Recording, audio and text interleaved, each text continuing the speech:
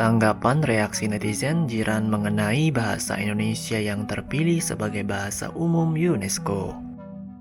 Nampaknya, netizen Malaysia gigit jari melihat bahasa Indonesia resmi menjadi bahasa ke-10 Konferensi Umum UNESCO bersama dengan bahasa Inggris, Arab, Mandarin, Prancis, Hindi, Italia, dan bahasa Portugis.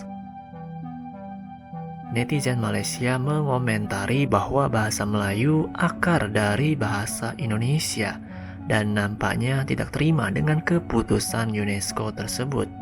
Meski pernah digaungkan oleh mantan Perdana Menteri Malaysia bahwa bahasa Melayu harus menjadi bahasa utama di ASEAN selain bahasa Inggris, tapi UNESCO telah memilih bahasa Indonesia daripada bahasa Melayu. Selain itu, netizen Malaysia bawa-bawa tentang Hindunesia. Sepertinya mereka tak berkutik dan sangat berat untuk menerima kenyataan. Di sisi lain pun, netizen Sabah, Malaysia memberi ucapan selamat untuk negara Indonesia atas terpilihnya bahasa Indonesia.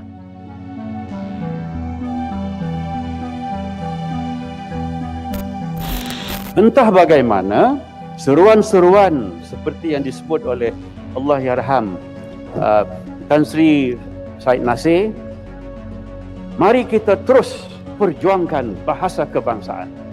Inilah dewannya yang beliau proklamirkan itu, dan kita pergi ke Padang Merbuk sebelah sana juga memperjuangkan hal itu. Menjawab soalan ini, adakah kita merdeka? Pendek saya jawab, tidak. Boleh kita dikotomikan kepada dua agaknya. Satu ialah bahasa Melayu asas. Satu bahasa Melayu sebagai bahasa kebangsaan. Apa sebab tak merdeka? Pertama, beribu istilah yang datang menerusi perniagaan, menerusi interaksi, menerusi komersial dan dagangan lain, diterima masuk. Baik. Tak salah kita ambil istilah-istilah itu, tetapi bila tidak ada tapisannya, prosesnya, dan juga tertibnya, maka kita jadi penutur caca merbak.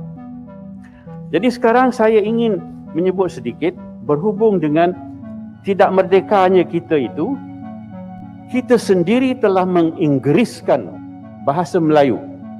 Apakah yang harus kita lakukan supaya semua masyarakat kita ini, terutama sekali generasi muda kita itu yang bukan penutur asli bahasa Melayu ini juga menjiwai bahasa kebangsaan itu sebagai satu daripada sekian banyak faktor penyatuan bangsa Malaysia. Silakan, Prof. Ya, tentang soalan yang ditanya itu tentang saya kira kita gagal dalam beberapa aspek pembentukan negara bangsa. Jadi kita harus akui, kita harus berjiwa besar, kita harus akui bahawa dalam usaha kita membentuk negara bangsa, yakni manusia Malaysia ini, kita gagal pada beberapa aspek. Dan saya kira bahasa Melayu sebagai bahasa negara ini, ia adalah satu-satunya bahasa negara di dunia yang tidak diketahui dengan baik oleh warga negaranya sendiri. Dan ini cukup malang, amat malang sekali kan. Tidak ada tempat lain di dunia ini di mana warga negaranya tidak mempunyai pengetahuan yang sederhana baiklah, ataupun mesti nak yang baik kan terhadap bahasa negaranya. Dan saya kira kegagalan ini terletak pada kefasihan, yakni rata-rata warga negara kita dari sektor bukan Melayu ni didapati tidak fasih berbahasa negara ni. Dan kalau yang fasih pun, bagi saya kefasihan itu tidak tulen sifatnya. Sebab rata-rata sektor bukan Melayu ini mempelajari bahasa Melayu atas dasar instrumental, iaitu Bahasa Melayu merupakan syarat untuk lulus peperiksaan. Bahasa Melayu adalah syarat untuk mereka yang ingin bekerja di sektor swasta. Itulah sebab kegagalannya. Kalau kita lihat di Indonesia, ya, mereka begitu berjaya sekali menyatu padukan warga negara yang dianggap sebagai berbeza-beza. Kalau puak peribuminya sudah ada 1,500 puak yang berbeza-beza. Jadi mereka berjaya menyatu padukan warga negara mereka melalui bahasa. Hakikatnya harus kita akui, kita masih lagi tidak mantap dari sudut penggunaan baik dalam kerajaan maupun swasta. Dan kita juga harus akur bahawa kita mahu kehidupan yang beradab dan berbudi, dan bahasa itu tidak boleh dijual beli. Tinggi bangsa adalah kerana bahasa. Benar. Dan ada ungkapan yang kerap kita dengar, yang kurik gundi, yang merah saga, yang baik budi, yang indah bahasa, lahir sebagai santapan pantun kerana ketertinggian budi dan bahasa dalam amalan kita. Dan saya percaya dalam kalangan kita hari ini, sebagaimana dinyatakan oleh Tan Sri Raisi Yatim tadi, ramai dalam kalangan warga Malaysia seolah malu dan segan untuk menggunakan bahasa Melayu kerana persepsi bahawa ia tidak setaraf dengan kedudukan bahasa Inggeris, bahasa-bahasa lain. Hakikatnya kita harus mengangkat bahasa Melayu sebagai bukan sekadar bahasa rasmi, bukan sekadar bahasa perpaduan, tapi itulah alat yang boleh menyatu padukan kita. Bagaimana itu sepatutnya jadikan sebagai satu bahasa pengantara, bahasa pertukaran yang memungkinkan kita terus hidup rukun, aman dan damai.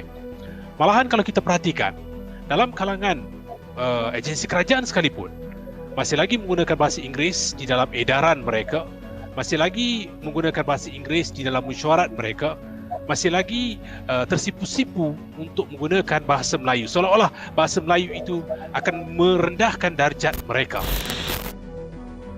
Tepat 1 tahun yang lalu, mantan Perdana Menteri Malaysia Ismail Sabri ingin bahasa Melayu menjadi bahasa utama ASEAN agar bahasa Melayu mendunia. Dan tidak ada malunya, di depan Presiden Jokowi pun waktu itu dia mengajak agar pihak Indonesia mendukung dia.